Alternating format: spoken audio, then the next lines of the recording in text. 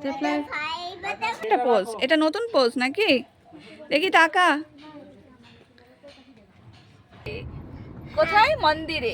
হ্যাঁ, মন্দির। Good morning, দুই কন্যা পরিবারে তোমাদের সবাইকে স্বাগত জানাই। কেমন আছো তোমরা সবাই? আশা করছি ভালো আছো।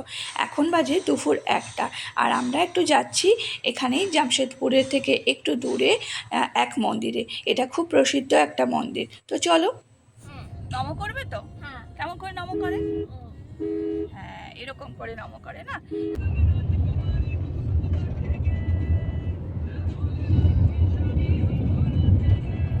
যাওয়ার পথে এই যে লেকটা দেখতে পাচ্ছ, এটা ডিমনা লেক। দেখো কি সুন্দর, পিছন দিকে পাহাড়, মাঝখানে জল, আর তার পাশে রাস্তা। আমি বরাবরই একটু নীল সবুজের মাঝখানে থাকতে ভালোবাসি। দেখো কি সুন্দর প্রকৃতিটা, কি সুন্দর রাস্তাটা, সরু রাস্তা আর চারপাশে জঙ্গল আর পাহাড়। এত সুন্দর লাগছে দেখতে।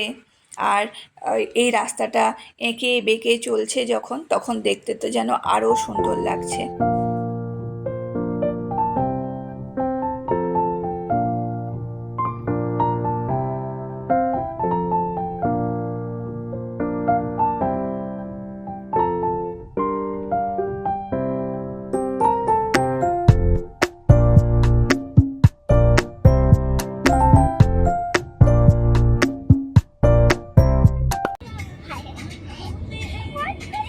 কথা বলতে বলতে আমরা পৌঁছে গেছি সেই মন্দিরে, যে মন্দিরের কথা আপনাদের বলছিলাম।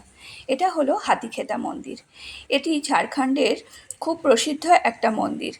এই মন্দির আমাদের ঝাড়খণ্ডের জামশেদপুর থেকে মোটামুটি 30 কিলোমিটার দূরে লাউজোড়া নামে একটা গ্রামে প্রতিষ্ঠিত।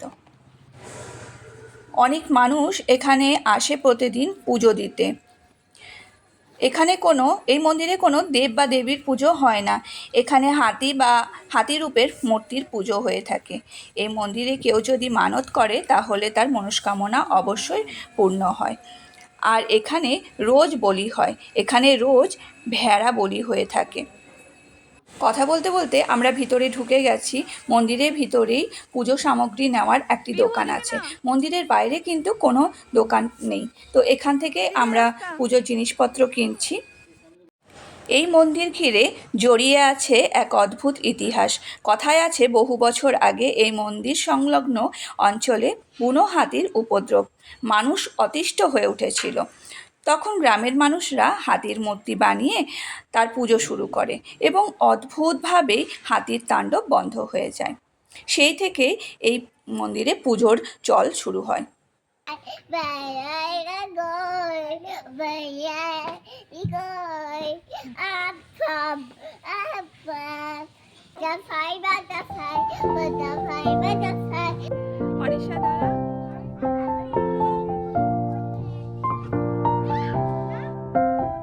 এখানে মানত করলে লোকে নারকেল বাঁধে, তাই চারিদিকে কত নারকেল দেখেছো। আর এখানে পুজোতে যে নারকেলটা চড়ানো হয় সেই নারকেলটাই এখানে বাঁধা হয়।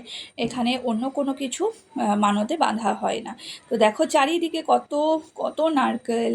আর এখানে আরেকটা ব্যাপার আছে জানো, এই মন্দিরের প্রসাদটা কোনো মেয়েরা গ্রহণ করতে পারে না, শুধুমাত্র ছেলেরাই এই প্রসাদ গ্রহণ করতে পারে। ও বাটারফ্লাই आ जाओ, बटरफ्लाई आ जाओ। अच्छा लगा बटरफ्लाई। এরপর চলো তোমাদের দেখায় স্নানঘাটটা। এই মন্দিরে যারা অনেক দূর থেকে আসে তারা স্নান করে। এখানে পুরুষ আর মহিলাদের জন্য আলাদা আলাদা স্নানঘাটের ব্যবস্থা করা আছে।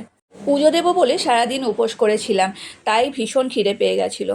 মন্দিরের বাইরে দেখলাম অনেক ছোট ছোট দোকানপাট আছে, সেখানেই একটা দোকানে বসে গেলাম খাবার খাওয়ার জন্য। এত সস্তা, যেহেতু এখানটা গ্রাম তো তাই ভীষণ সস্তা। খাওয়া দাওয়া করে আশপাশটা আরেকটু ঘুরলাম। এখানে কিছু সস্তায় সবজিও পাওয়া যাচ্ছিল, তাই ওগুলোকে নিয়ে এবার বাড়ির উদ্দেশ্যে রওনা দিচ্ছি। এখন পড়ন্ত বিকেল, তাই কি সুন্দর লাগছে দেখো দেখতে রাস্তাঘাটগুলো। কথা বলতে বলতে অনেকটাই চলে এসেছি, আর বিহুও খুব টায়ার্ড হয়ে গেছে, তাই একটু ঘুমিয়ে পড়েছে। যাই হোক, এই ব্লগটা এখানেই শেষ করছি। তোমাদের সাথে দেখা হবে পরের আবার একটি ব্লগে। যদি এটা ভালো লেগে থাকে তাহলে অবশ্যই একটু লাইক করো, আর সাবস্ক্রাইব করে পাশে থাকতে ভুলো না কিন্তু।